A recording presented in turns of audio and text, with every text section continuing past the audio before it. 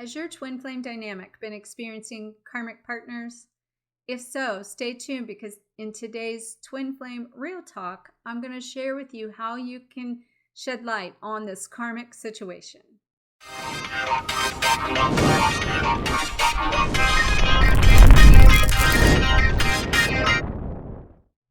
Welcome to Twin Flame Real Talk. In case we haven't met, my name is Dr. Harmony, and I will help you live fearless, live loved, and live free. Today, I'm going to talk about the topic of the twin flame karmic situation.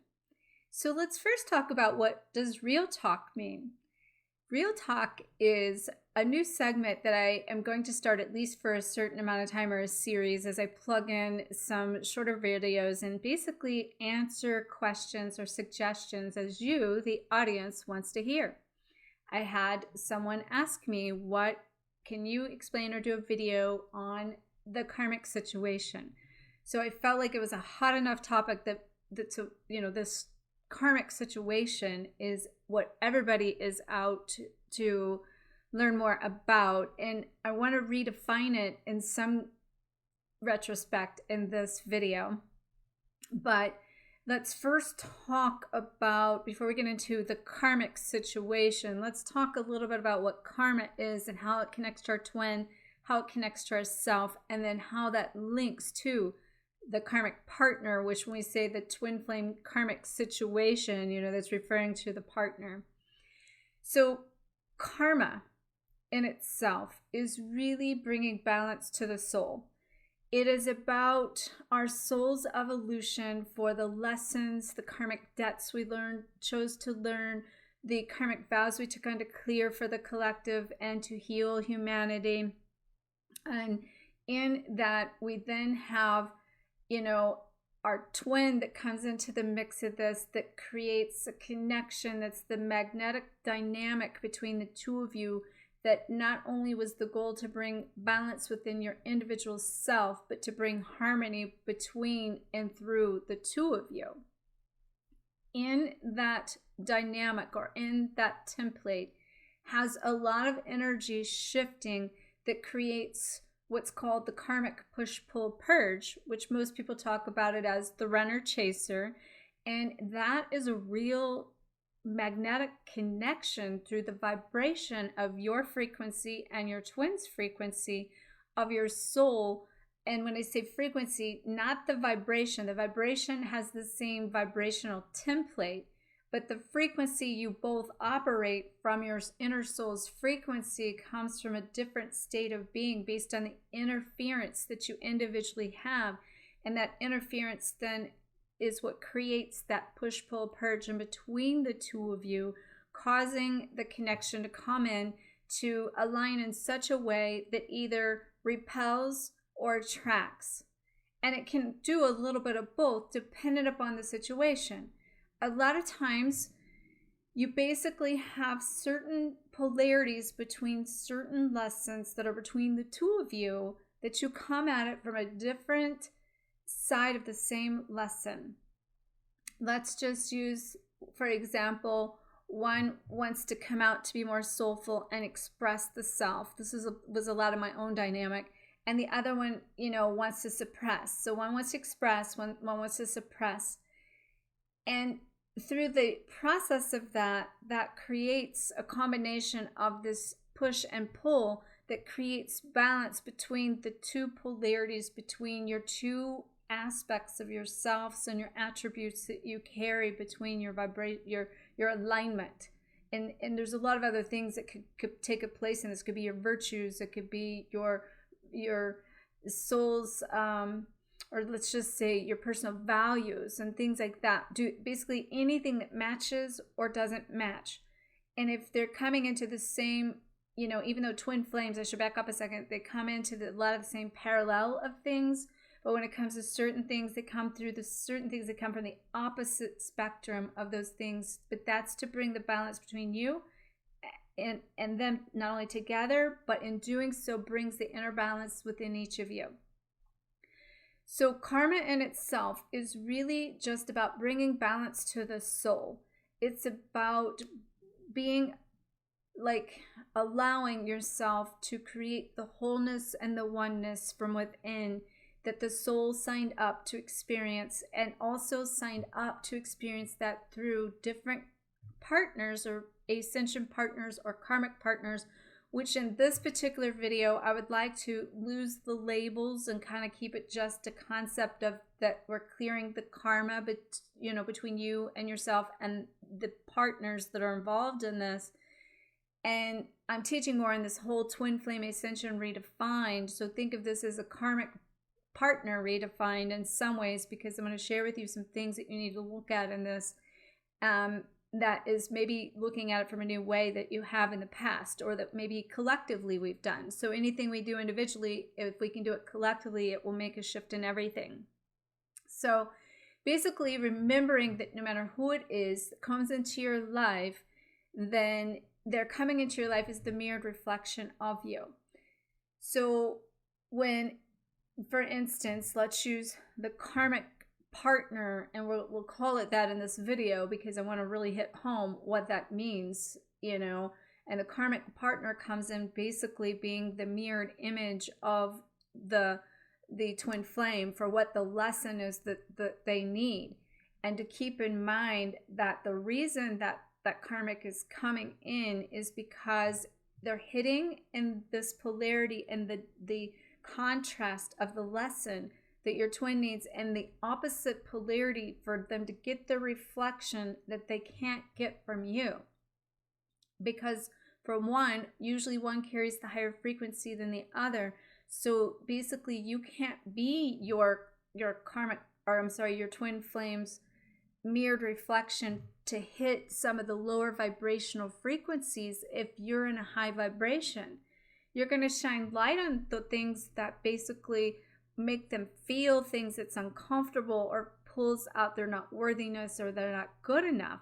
They're going to maybe see it because the light from your vibration has shined on that, but they need this karmic partner to come in to meet them at the frequency to basically do to them what they're doing to you, so that they can see their own reflection and that mirrored reflection of that karmic partner, because they're not going to see it the same way, because you're coming at it from a healthy, a love, higher vibrational standpoint. The karmic is coming in from a lower vibrational standpoint that's putting them in the higher vibrational position so that they can then see themselves in that reflection to be able to see what it is they need to learn within their own soul so they can take back their own power within that.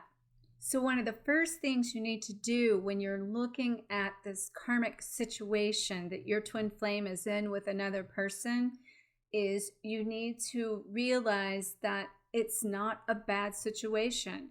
It's actually for the greater good. And what a lot of you out there do is take it personal, because now it's hitting your betrayal, your own rejection, your own abandonment, which means that's still happening to trigger your own wounds. And now you're becoming the victim in this in some ways, because you're looking at your own self now saying, I'm not good enough. Why doesn't he want me? And it's still triggering you. And so if it's still triggering you, that says there's another layer within that still needs healed within your own dynamic, or of your own template of your own soul, that in the dynamic, that partner is still triggering to you what you need to see. You really need to be changing your perception of these karmic situations, because they are not, like I said, a bad thing. They're for the evolution soul contract of your twin flame, your partner in this, your soul partner in this, that is helping them to gain their own, not only their own power, but it's helping their own soul evolve. It's helping their own personal development and in their own spiritual growth, and to realize in this that you actually are part of the triangular connection and contract with the karmic. I see this all the time with clients where I teach them that, when there's other situations going on, and that's technically through the dynamic of that situation, which I'm going to talk to you a little bit about different types of karmic situations in a minute, but in that connection, some of them are very toxic, and there's certain things that have to take place in that toxicity to get it out of the unit, okay? But if it's in the unit, that toxicity means you also contracted to it. And if you've been doing all your soul work and you either haven't gotten your part of clearing that victim mentality, and you're maybe projecting on looking at what's happening to you, not for you in this dynamic or for your twin, and you're holding that space in such a sense, you're holding your own self back from your own personal growth, then you're also blocking part of this. And by you basically going and allowing an opening to ascension partners to keep your elevation going up, that actually helps the dynamic, number one. Number two, it may be a part of the contract that this is how it's supposed to be. And I'll share a couple scenarios with you in a minute about that. So when I have the clients basically work on completing their soul contract, which, by the way, if you did not get my Complete Your Soul Contract ebook, make sure to check it out. There's a link below that can help you walk through some of what I'm even talking about here with this. But I have my clients I work with also canceled the contracts between themselves and the karmic partner, because if your twin is in a karmic situation with a karmic partner, then it means you also contracted with that karmic partner. And that means you have a contract with them that maybe you haven't completed your part of that soul contract. And because it's all intertwined in this quantum entanglement of all these soul connections, that means you've probably had multiple lives with that karmic partner yourself as this triangular connection interweaved. And that means that you need to bring balance to it. And by canceling that, I've actually saw multiple times where you go to the higher self of the karmic partner and you cut those cords of attachment and ask to cancel those contracts and complete your soul's part of that. And that partner has then ended the relationship with the twin flame. I've seen this more than once. So that is something that, definitely consider. And if you want the resource to kind of like where I share more about that in that ebook, make sure to, again, get that, because it's very powerful to kind of like do that as part of your own process of your own healing, of completing that. And if you've not done that, that means, again, there's still work to do. If you've not moved out of that victimhood of the triggers of that, then the same thing. It could also be triggering the childhood wounds and the conditioning that you have, that, your twin flame and yourself, your parents represent your primary relationships of your partners. So if you're having childhood wounds that are being triggered, you're going to trigger these partners and these karmic partners to potentially trigger stuff that you've done past life stuff, but now it's this life that needs cleared. So make sure to check out my Reprogram Your Childhood Wounds online course, because it's so powerful to do. And I even have a free resource in that course of the first module right now. That first module is about rewriting your birthing process as to why you chose your parents. So check that out as well. So now, the other thing that I just said that I wanted to make sure to share with you was that was one example of some things I see, but another example that I wanted to share with you about karmics and why some of them are meant to be, they're all meant for this personal growth of the individual self, to bring harmony and balance to your individual karma. But then there, again, as I mentioned, to recap that, it intertwines in between you and the dynamic of the harmonic balance between you and your twin flame. But what I want you to realize in the contracts within all of this, there are different contracts as to what that means, as to if they're supposed to be with the karmic long-term or not.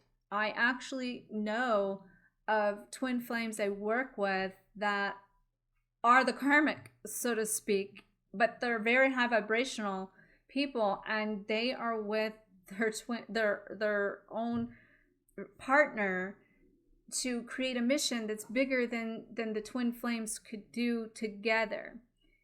I'm going to give you a little bit of an example of one of these. Just for privacy, I won't disclose the full information, but to give you an example of, let's just say, a twin flame has their twin flame, that their twin flame is not at their vibration, and they're holding one side of this, and they're getting like a soulful, fun, playful connection with their twin flame, but it's not come into harmony to be together. But this person is married, the twin flame is married, and has a huge mission to play out. That's a global mission that this technically karmic partner is higher vibration, in order to create and plug the leaks for them two together came in to basically this life bring this full circle, and these two forgo their twin flame situations, because in the one scenario I'm thinking of, they both have twin flames that they came into contact with, but they are together because they're doing more power together than they could do with their twins. But what I'm trying to say in that is the twins are still facilitating in this little quadrant here, that the twin flames are still bringing energy to each of these partners, that they are aware and knowing this has taken place. I've even seen this where like this has happened for twin flames that are on the other side, and partners have came through in this life creating the power partners together, but both of their twins are on the other side. I've worked with that as well. And so what I want you to realize, this is why I'm saying you need to kind of lose some of the labels and go with the frequency and the vibration of this, because it really depends upon your own soul frequency, and then second to that, your agreement with your twin and the dynamic of your twin and the mission of your twin that you came here to collectively choose, as to if your union chose to, I've talked about this, and some of, if you've not watched my redefine your twin flame ascension process of redefining this whole journey in kind of some of the newer information, is it really depends upon what part of the spectrum of the collective your journey is did you come here to hold the shadows and clear the karma on a collective scale? Did you come here to bring it into form? Or did you come here to, in the middle of that, bring balance, and then also be at a put in a place of this choosing what you want in the highest version of you, and who do you want to choose? Because we've collapsed timelines and we've collapsing all these contracts, and only you can choose that for yourself. There's no one that can tell you which side to be on. But what I will tell you is you need to be viewing it all as like part of the process, and all as perfect and all as good, not good or bad in this. Because if you're viewing it from a perspective that even the bad is not good, then you're cutting off a piece of what the bigger picture is, that it takes the shadow and the light to create the wholeness of all of that, to bring the balance to the collective karma, which is what this timeline has been all about for the flip in the soul's evolution of the masculine and feminine energies, and bringing balance to the universal collectiveness and the karma of the collectiveness. So our inner karma connects to our twin and that karma with our entanglement of all the karmic partners, creating all these situations that's then affecting the collective.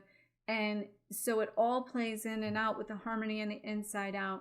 So how do you handle the situation? The karmic situation is the first thing you need to do is really be looking at it as your reflection in the mirror of that person that you're considering the karmic, and looking at that as, what are they teaching me? What am I still connected with them? How is this still affecting me? What lessons do I still need to learn in this? Because technically, if you've contracted with your twin flame to have that karmic partner, then, which you did, meaning if they have one, meaning you contracted it. And if you contracted it, then you also need to take ownership of that and step out of the victim mentality, and step out of the idea that it's a bad situation, and to realize it's bringing harmony to all of the process. And then coming into some form of acceptance of where it is, and continuing your path and your own growth, and connecting to the frequency of a partner that's going to match you. Because that's what happens with, like, even karmic partners to karmic partners to karmic partners. That happens because as the frequency changes and the frequency goes up, then those parallels and polarities I talked about in the spectrum of the lesson is going to shift that vibration. Meaning, like, you need a new partner, you call in a new partner, of whoever sort that is, in order for you to meet on that same frequency of the plugging the leak of what you each need, down to very precise hairs here, of splitting hairs of what you need to continue your journey and your lessons, and you're bringing your soul's evolution full circle and cycle to keep the soul expanding and growing. And when that lesson is complete, it will shift, it will change, but until it's complete, it won't. So keep working your path, keep doing your part in this, and make sure that you leave me a comment of some real talk that you'd like to hear about a certain question that I can expand on for you. And I thought this was a great topic, and so I look forward to seeing you in the next video. Make sure to check out all the resources and the ways you can glow forward with me. May you always face your fears, find freedom, and glow forward on fire. Namaste.